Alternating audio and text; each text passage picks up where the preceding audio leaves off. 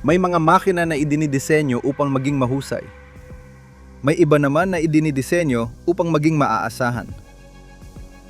At pagkatapos ay naroon ang mga V-12. Ang mga iyon ay idinisenyo para sa iisang dahilan lamang. Dahil kaya nilang gawin yon. Dahil may isang tao sa isang pabrika na nagtaas ng kamay at nagtanong, paano kung sa halip na 6 na silindro ay lagyan natin ito ng 12? At ang mundo ng transportasyon ay hindi na muling naging katulad ng dati. Ang unang 6 na truck na ito sa ating listahan ay kumakatawan sa pagpasok sa mundo ng mga V-12. Hindi sila ang pinakamalakas. Hindi sila ang pinakasikat. Ngunit sila ang mga nagpatunay na ang 12 silindro ay maaari maging higit pa sa isang pangarap ng mga baliw na inhinyero. Sila ang batayan kung saan itinayo ang alamat. Magsimula tayo. Numero 12, Tatra T800 at 13, Kolos, Czechoslovakia, 1967 hanggang 1980. Sa Czechoslovakia, noong mga taon ng 60, ang mga inhinyero ng Tatra ay mayroong napakalino na pilosopya. Huwag sundin ang mga tuntunin ng kahit sino. Habang ang natitirang bahagi ng mundo ay bumubuo ng mga truck na may chassis na delargero at mga makinang pinalalamig ng tubig, sila ay bumuo ng konsepto ng tubo na sentral at mga ekseng nanginginig. At upang mapagalaw ang mga hayop na iyon, kailangan nila ng mga espesyal na makina. Gayon, ipinanganak ang T813 na binansagang Kolos dahil sa kolosal na laki nito. Ang puso nito ay isang V12 na pinalalamig ng hangin na may 17.6 na litro.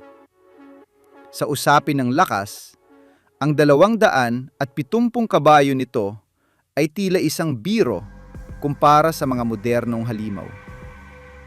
Ngunit ang V12 ng Tatra ay hindi ginawa para tumakbo. Ito ay ginawa para tumulak. Ang torque nito sa mababang revolusyon ay napakabangis. Kaya kaya nitong humila ng isang tren ng artilerya. Tumawid sa isang ilog na ang tubig ay hanggang sa kabina at umakyat sa isang dalisdis na tila isang pader. At ang tunog na iyon ay natatangi.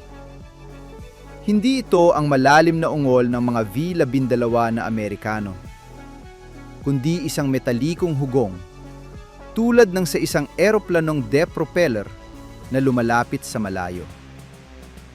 Ang mga super na Czech ay nagsasabi na ang T813 ay hindi nasisira. Ito ay napupudpod lamang. At kapag ito ay napudpod, aayusin mo ito at magpapatuloy. Sa loob ng maraming dekada, ito ang naging gulugod ng hukbong Czech at ng mga operasyon ng pagsagip sa mga imposibleng lupain. Ngayon, ang makakita ng isa na gumagalaw ay tila nakikinig sa isang bahagi ng kasaysayan sa ibabaw ng mga gulong. Isang V12 na humihinga ng hangin nang walang kahit isang patak ng tubig sa mga ugat nito. Ang katalinuhan ng T813 ay nakasalalay sa chassis nito na tubo na sentral na nagpoprotekta sa lahat ng mga bahagi ng transmisyon sa loob ng isang istruktura ng bakal na selyado na nagpapahintulot sa truck na magpadulas sa putik nang hindi nagbabara ang mga gumagalaw na bahagi. Ang mga ekseng nanginginig nito ay nagpapahintulot sa bawat gulong na gumalaw nang mag-isa ng may kamangha-manghang anggulo ng pagbaluktot na pinapanatili ang pagdikit sa lupa kahit sa pinakamalalim na mga kanal. Dahil walang radiator, ang makina ay sumasakop sa isang napakalaking espasyo sa gitna ng kabina na nagpipilit sa mga super na mamuhay sa matinding init at isang nakabibinging ingay na nagpapaging imposible sa anumang pag-uusap. Gayunpaman, ang parehong arkitekturang yon ay nagpapahintulot sa mga kumpuni ng emerhensya sa gitna ng larangan ng digmaan gamit ang mga pangunahing kagamitan na nagpapatibay sa kolos bilang isang titan na hindi nasisira, na hindi natatakot sa matinding temperatura o sa mechanical na pagpapabaya. Numero 11, Magirus Deutz. 232. Germany, mga taon ng 70. Ang Germany ay nagkaroon din ng obsesyon sa pagpapalamig gamit ang hangin at ang Magirus Deutz ang naging pangunahing kinatawan. Noong mga taon ng 70, ipinakita nila ang 232, isang truck para sa mabigat na serbisyo na may V12 na may 16 na litro na nagbibigay ng humigit kumulang 300 kabayo. Ang pilosopiya ay katulad ng sa Tatra. Alisin ang tubig sa sistema ng pagpapalamig upang alisin ang mga problema. Walang radiator, walang mga medyas, walang mga bomba ng tubig, walang panganib ng pagkakayelo o sobrang pag-init. Ang Magirus Deutz 232 ay kayang magtrabaho sa disyerto ng Sahara na may temperaturang 50 grado nang hindi nagugulo. At kaya nitong magtrabaho sa Siberia sa 50 grado sa ibaba ng zero nang may parehong pagkamaaasahan. Ang metalikong ungol nito ay hindi mapagkakamalan sa mga kalsadang Europeo. Tinawag ito ng mga super na ang truck na hindi kailangang uminom. At sa katunayan, hindi nito kailangan ng tubig upang mabuhay. Ang pagiging simple nito ang pinakadakila nitong katangian. Ang mas kaunting bahagi ay nangangahulugan ng mas kaunting mga bagay na maaaring masira. At kapag may nasira, ang mga kumpuni ay madali lamang, abot kamay ng sinumang mekaniko na may sapat na katinuan. Ang Magirus Deutz 232 ay hindi ang pinakamalakas sa panahon nito. Ngunit ito ay, posibleng, ang pinakamaaasahan. At ang V12 nito, na may ganoong particular na tunog, ay nagkaroon ng lugar sa puso ng mga super na Europeo na nagpapahalaga sa paggana higit sa lahat. Ang disenyo na modular ng mga silindro ng Magirus Deutz ay nagpapahintulot na, sa kaso ng isang malalang sira sa isang piston, ang isang mekaniko ay maaring magkalas ng particular na unit na yon nang hindi na kailangang buksan ang buong blok ng makina, isang kalamangang lohistiko na walang katulad sa mga malalayong gawaing konstruksyon.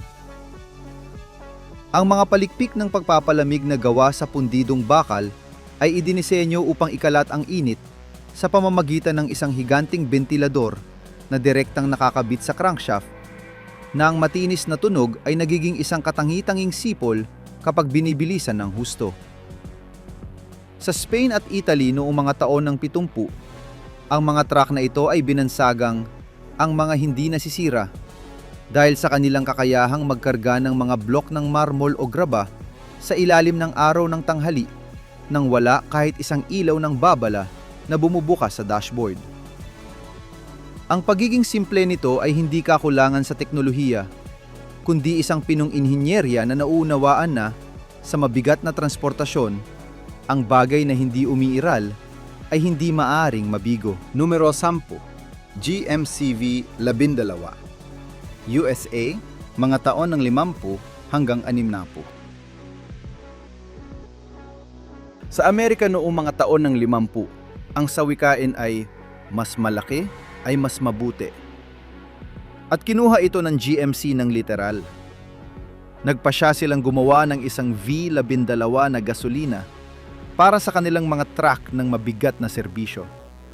Isang bagay na halos hindi pa naririnig sa kontinente. Ang makina ay isang halimaw na may 11.5 litro na nagbibigay ng humigit kumulang 250 kabayo. Maaring mukhang kaunti lamang, ngunit sa panahong iyon at gamit ang gasolina, ito ay isang hayop.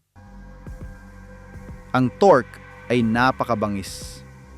Kayang humila ng mga karga na magpapaiyak sa anumang makina na may 6 na silindro. Ang tunog ay isang perpektong timpla sa pagitan ng isang muscle car at isang makinang pang-industriya. Isang malalim na ungol na nag-aanunsyo ng kapangyarihan bago pa man lumitaw ang truck sa abot tanaw. Ngunit may isang problema. Kumonsumo ito ng gasolina na tila wala ng bukas. Sa isang panahon kung saan ang gasolina ay mura, hindi yon masyadong mahalaga. Ngunit sa paglipas ng panahon at dahil sa mga krisis sa enerhiya, ang mga makinang ito ay naging hindi praktikal. Napakakaunti lamang ang ginawa at ngayon sila ay ganap na mga pambihira. Ang mga kolektor na may sapat na swerte na magkaroon ng isa ay alam na sila ay may hawak na isang bahagi ng kasaysayan. Isang paalala ng isang panahon kung saan ang inhinyeryang Amerikano ay hindi natatakot na magmalabis. Ang GMC V12 ay ang katumbas ng isang hot rod sa ibabaw ng mga gulong. Isang truck na hindi humihingi ng paumanhin sa pagiging sobra-sobra. Sa technical na aspeto, ang makinang ito ay kilala bilang Twin Six. Dahil idinisenyo ito ng GMC gamit ang 2 blok ng 6 na silindro sa linya na pinag-isa ng isang crankshaft na pundido na may mataas na resistensya. Ito ay may 4 na independenteng tsulata at 2 karburador, na nagdulot dito na maging isang bangungot sa pagsasabay-sabay para sa mga hindi sanay na mekaniko. Ngunit isang sarap sa kinis para sa super.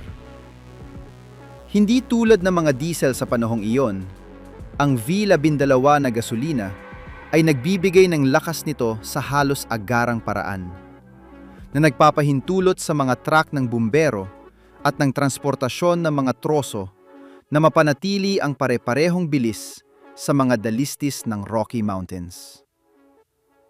Ang pagkonsumo ng gasolina ay napakabigat, na umaabot lamang sa 2 milya bawat galon sa ilalim ng karga.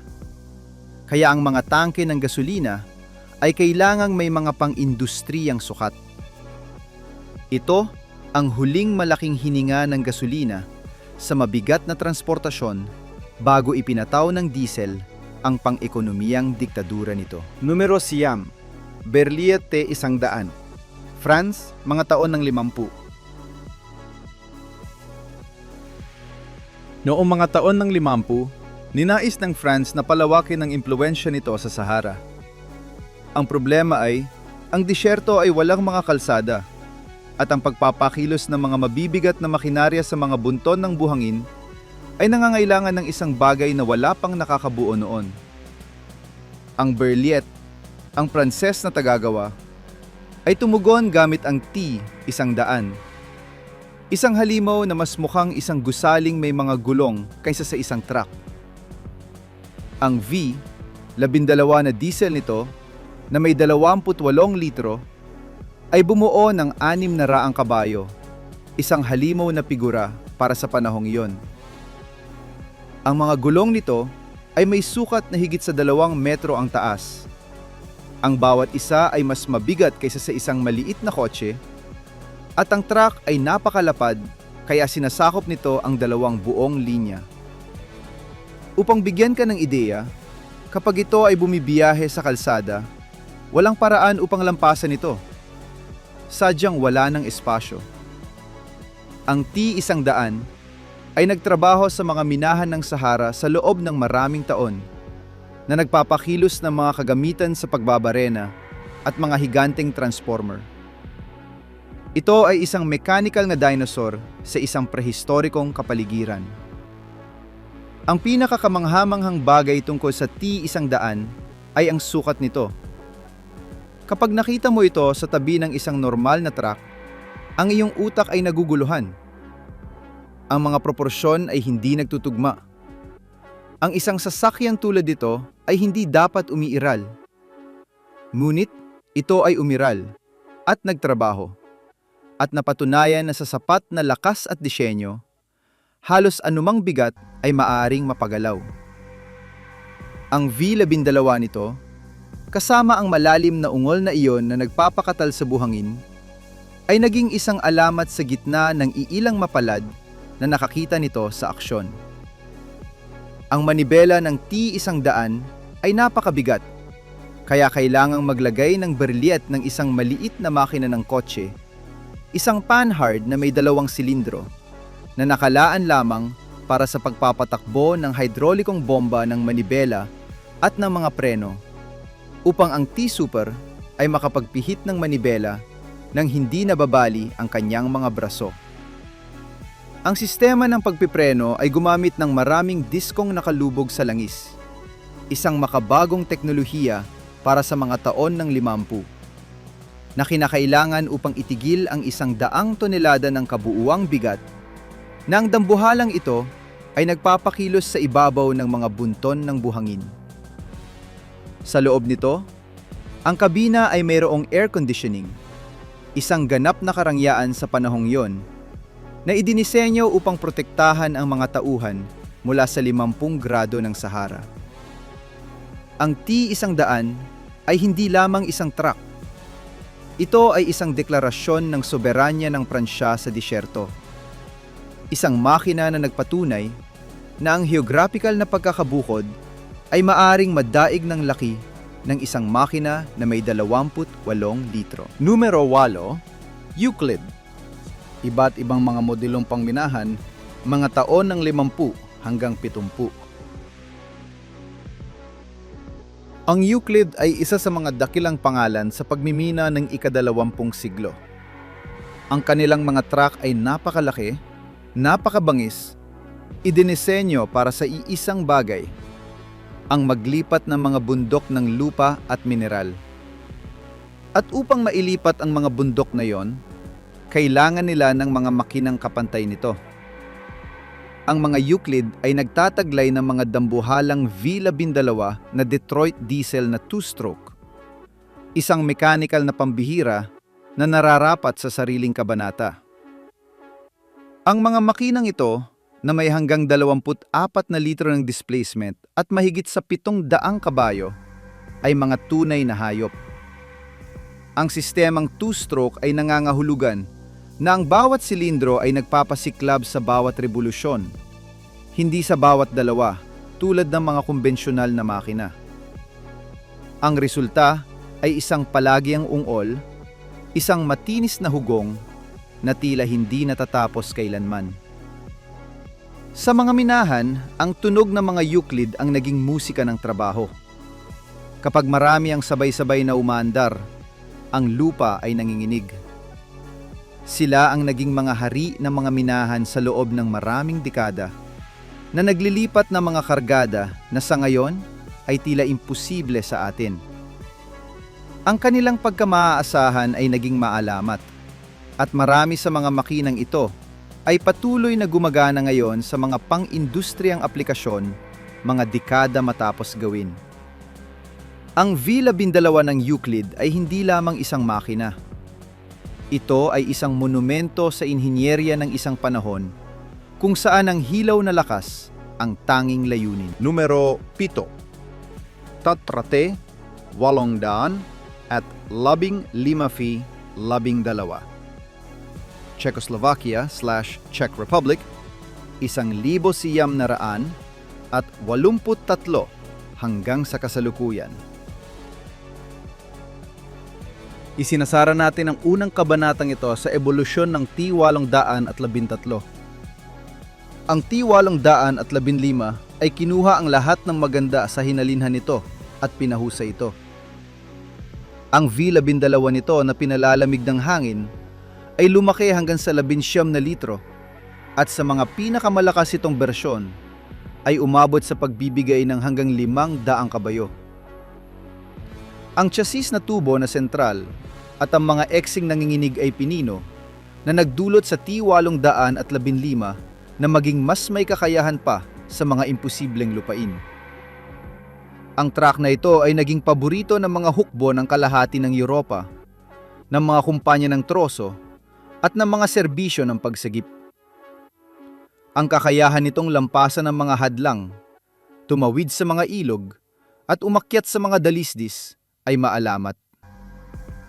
At ang V-12 nito, kasama ang hindi mapagkakamalang metalikong ungol na yon, ay isang industrial na simponya na nagpapatayo ng balahibo.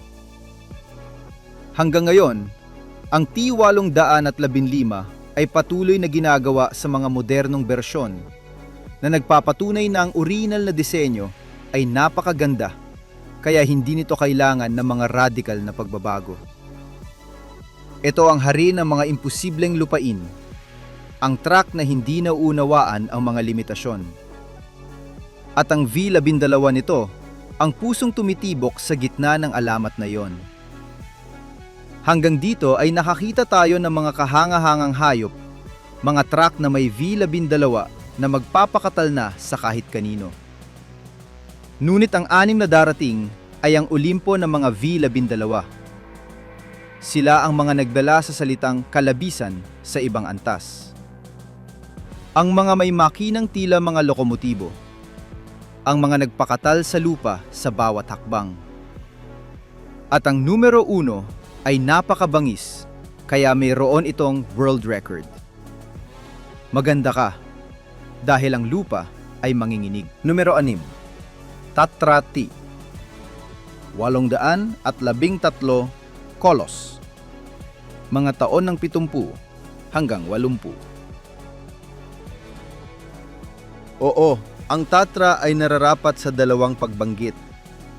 Dahil kung ang T-813 ay kahanga-hanga na sa karaniwang bersyon nito, ang bersyong 8x8 ay nagdala sa konsepto ng hayop na todo-tereno sa isang ganap na bagong antas. 8 gulong na demotor, lahat ay pinapatakbo ng parehong V-12 na pinalalamig ng hangin na may 17.6 na litro na nakilala na natin. Ngunit dito ang pagsasaayos ay naiiba. Ang T-813 na ito ay hindi idinisenyo upang magdala ng karaniwang kargada, kundi upang humila ng kung anong hindi kayang pagalawin ng anumang sasakyan. Mga piraso ng mabigat na artilerya, mga nasirang tangke, mga buong modulo ng mga tulay militar. Ito ay isang traktor ng hilaw na lakas, isang sasakyan sa pagbawi na idinisenyo upang hilaing palabas mula sa putik ang ibang mga sasakyan na nabaon. At ginawa nito iyon ng may kamanghamanghang kadalian. Ang mga inhinyero ng Czech ay nagkalkula na kaya nitong humila ng hanggang 100 tonelada sa mga lupain na walang ibang truck na makakatapak man lamang. Ang sistema nito na 8 gulong na demotor ay nagkakalat ng lakas sa pare-parehong paraan. At ang mga eksing nanginginig ay nagpapahintulot sa bawat gulong na manatiling nakadikit sa lupa kahit sa mga pinaka-hindi pantay na ibabaw. Ang tunog ng 8 V-12 na sabay-sabay na nagtatrabaho, kasama ang katanghitanging metalikong hugong ng mga Tatra, ay isang industrial na simponya na nagpapatayo ng balahibo. Ang mga tsuper na nagkaroon ng pribilehiyong magmaneho nito ay nagsasabi na ang pakiramdam ay hindi mailalarawan. Maramdaman kung paano nagsisimulang gumalaw ang 100 toneladang yon. Kung paano sumasagot ang V-12 nang walang hirap. Kung paano sumusulong ang truck habang ang iba ay nananatiling nabaon. Ang T-813 na 8x8 ay hindi isang truck. Ito ay isang traktor ng mga imposible.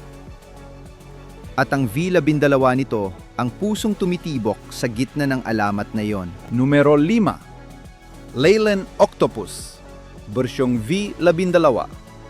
United Kingdom, mga taon ng 60. Ang Leyland ay kilala sa kanilang mga truck na matitibay at maaasahan. Ngunit noong mga taon ng 60, Ang mga inhinyerong Briton ay nagpasyang mag-eksperimento sa isang bagay na ganap na naiiba, isang V-12. Ang resulta ay ang octopus sa bersyon nitong V-12. Isang ganap na pambihira na iilang unit lamang ang ginawa. Ang makina nito ay isang 12 silindro na may 16.2 litro na nagbibigay ng humigit kumulang 400 kabayo, isang kagalang-galang na figura para sa panahong iyon. Ngunit ang tunay na nakakamangha ay hindi ang lakas, kundi ang torque. Ang V-12 na iyon ay tumutulak mula sa pinakamababang revolusyon nang may awtoridad na walang 6 na silindro ang makakapantay.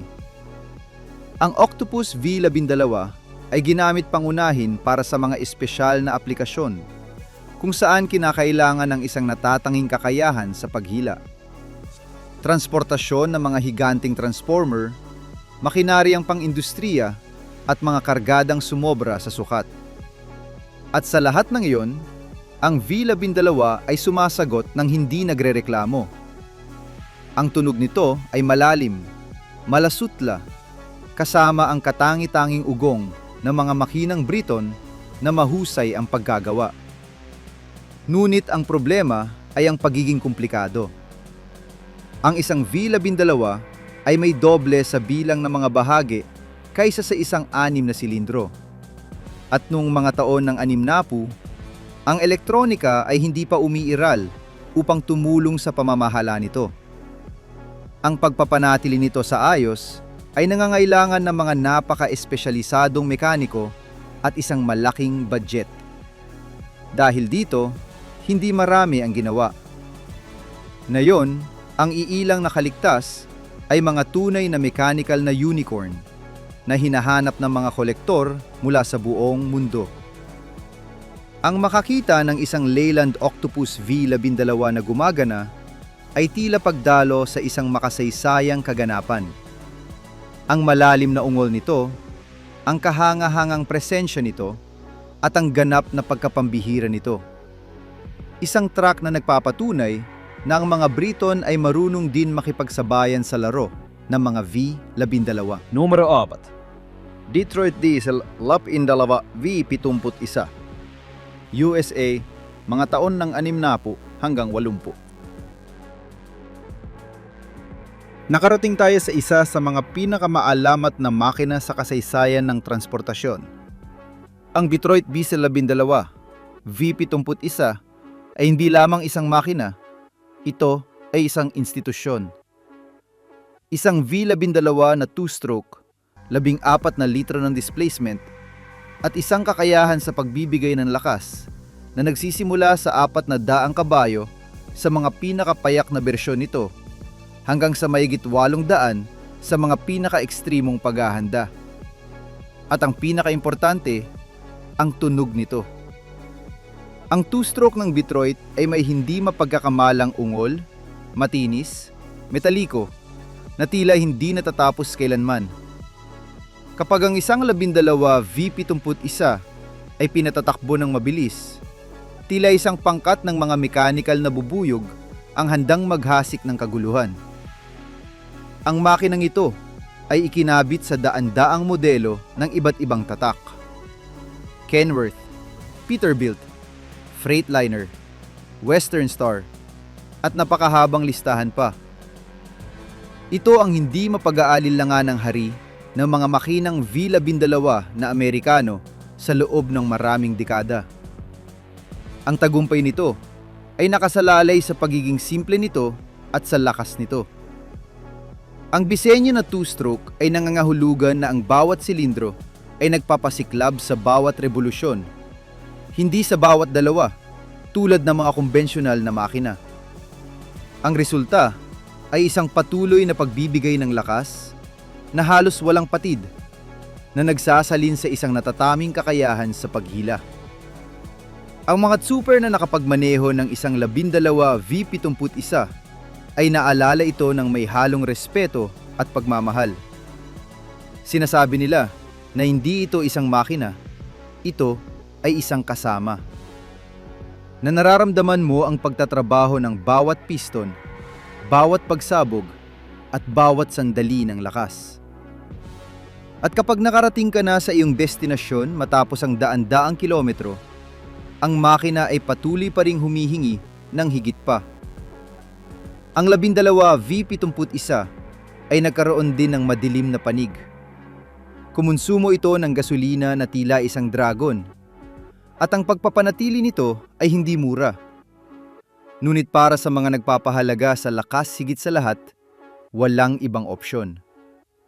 Ito ang makina ng mga hindi nakukontento sa kakaunti. Numero 3. Caterpillar 797. USA 1,978 hanggang sa kasalukuyan. Sige, ito ay medyo pandaraya. Ang Caterpillar 797 ay hindi gumagamit ng V12. Ito ay gumagamit ng isang V20 na may 117 litro o isang V24 sa ilang mga bersyon. Ngunit imposible ang magsalita tungkol sa mga truck na napakabangis at makapangyarihan nang hindi binabanggit ang hindi mapag-aalinlangan ng hari ng pagmimina. Ang 797 ay hindi isang truck sa kalsada. Ito ay isang bundok na may mga gulong. Ang timbang nito kapag gumagana ay lumalampas sa 260 tonelada. Ang mga gulong nito ay may sukat na mahigit 4 na metro ang diametro. Ang makinang V20 nito ay bumubuo ng mahigit 3,500 kabayo. At kapag ito ay gumagalaw, ang lupa ay nanginginig. Sa literal na kahulugan.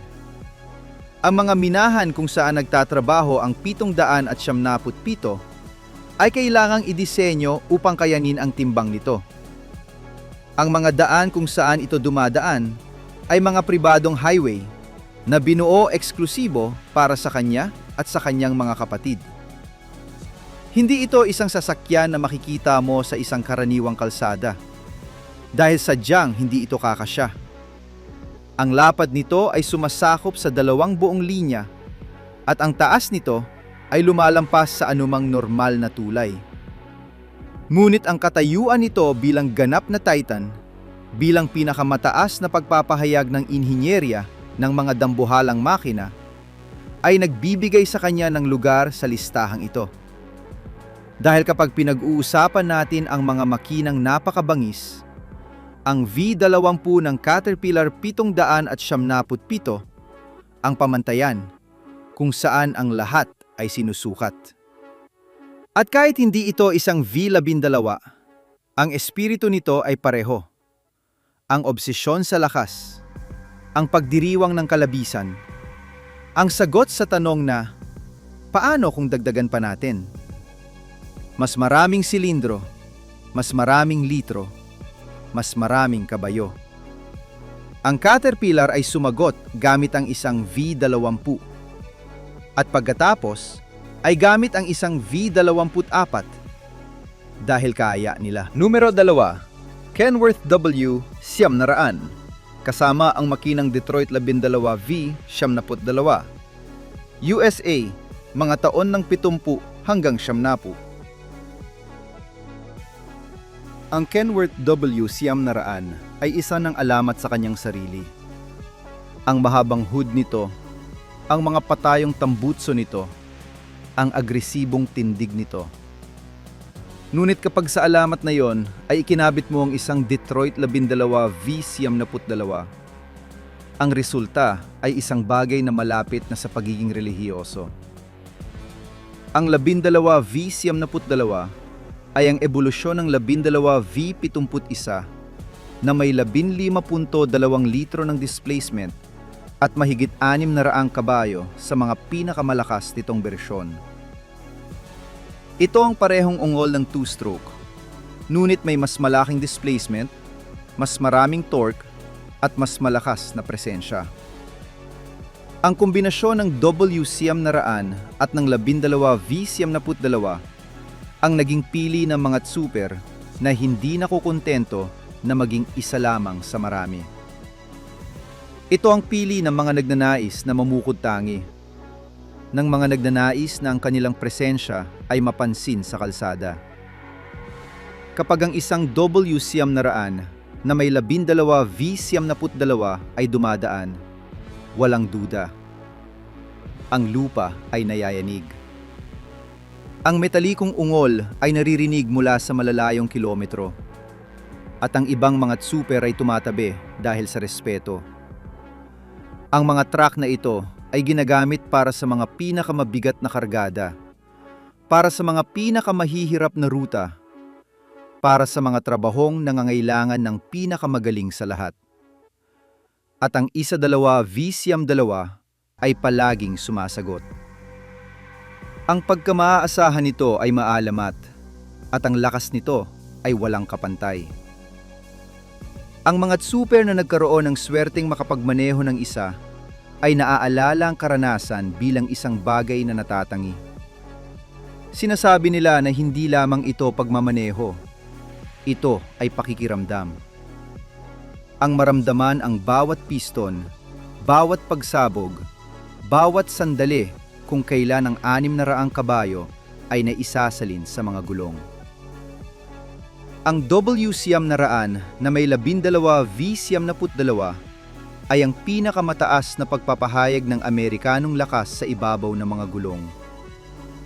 Isang truck na hindi humihingi ng paumanhin sa pagiging sobra-sobra, dahil ang kalabisan ay tiyak na ang dahilan ng pag-iral nito. Numero 1. Ang hari ng mga V-12. Bell AZ 75,710.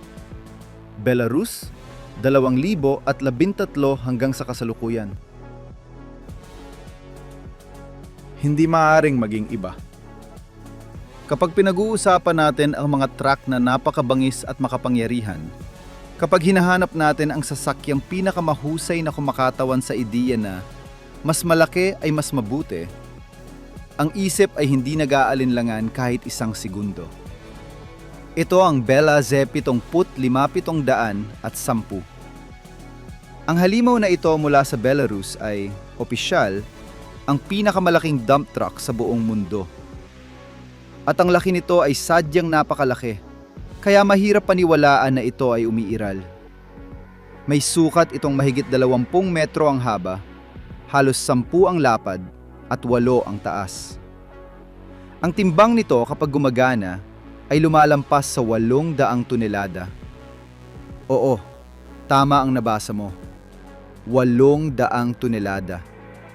Higit pa yan sa isang gusaling may ilang palapag. At upang mapagalaw ang gayong dambuhala, kailangan nito ng isang bagay na espesyal. Sa katunayan, ang Bella Z75,710 ay may 2 makinang V16, isa sa bawat panig, na magkasamang bumubuo ng mahigit 4,000 at 600 kabayo. Sa technical na aspeto, kung pagsasamahin mo sila, ito ay magiging isang V32. Ngunit may mga bersyon at pagsasaayos kung saan gumamit ng V12. At ang espiritu nito ay pareho. Ang pinakamataas na pagpapahayag ng hilaw na lakas na inilapat sa transportasyon. Ang mga gulong ng Bella Z ay sadyang napakalaki. Kaya ang bawat isa ay nagkakahalaga ng mahigit $40,000. At kailangan niya ng 8 sa mga ito. Ang kapasidad nito sa pagkarga ay 450 metrikong tonelada. Kaya nitong magdala ng katumbas ng 300 pampamilyang kotse sa isang sakayan lamang. At kapag ito ay gumagalaw, ang lupa ay nanginginig. Hindi ito isang metapora. Ang mga minahan kung saan ito nagtatrabaho ay kailangang idisenyo ng partikular upang kayanin ang timbang nito. Ang mga daan kung saan ito dumadaan ay mga highway na may ilang linya na binuo eksklusibo para sa kanya. Ang makakita ng isang Bella Z75,710 na gumagana ay isang karanasang hindi malilimutan. Ang laki nito ay magpaparamdam sa iyo na ikaw ay walang halaga. Ang ungol nito ay magpapakatal sa iyo. At ang presensya nito ay magpapaalala sa iyo na ang inhinyeryang pantao ay walang mga limitasyon pagdating sa paglilipat ng mga bundok. Dahil dito, ang Bella Z 75710 ang hindi mapag-aalinlanganan ng hari ng mga V-12. Dahil kahit sa technical na aspeto ay hindi ito isang V-12. Ang espiritu nito ay pareho. Ang obsesyon sa lakas, ang pagdiriwang ng kalabisan, at ang definitibong sagot sa tanong na, paano kung dagdagan pa natin? Mas maraming kabayo, mas maraming tunelada, mas maraming presensya. Ang Bella Z 75710 ay hindi isang truck. Ito ay isang bundok na gumagalaw. Mula sa mga check na pinalalamig ng hangin na tila mga eroplano sa kanilang metalikong hugong, dadaan sa mga Briton na pang-eksperimento na halos hindi umiiral. Ang mga Amerikanong two-stroke na umuungol na tila mga hayop, ang higanteng pangminahan na naglilipat ng mga bundok, ang ikonong may mahabang hood kasama ang kanyang V-72, hanggang sa marating ang dambuhalang ito mula sa Belarus na mas mabigat pa sa isang gusali ng mga apartment. Lahat sila ay may pagkakapareho. 12 silindro o ang espiritu ng mga ito na nagtatrabaho ng may pagkakaisa upang lumika ng isang mechanical na simponya na nagpapatayo ng balahibo at nagpapakatal sa lupa sa bawat hakbang. Ang V-12 ay hindi isang mahusay na pagsasaayos. Hindi ito matipid at hindi ito praktikal. Ito ay ang pagdiriwang ng kalabisan. Ang sagot ng inhinyerya sa tanong na, paano kung dagdagan pa natin? At ang 12 track na ito, ang mga pinakamahusay na halimbawa ng pilosopiyang iyon. Kinakatawan nila ang isang panahon kung saan ang mga inhinyero ay hindi natatakot na magmalabis, kung saan ang mga kumpanya ay nangahas na bumuo ng mga balay na visoghika, kung saan ang mas malaki ay mas mabuti ay hindi lamang isang slogan, kundi isang paraan ng pamumuhay.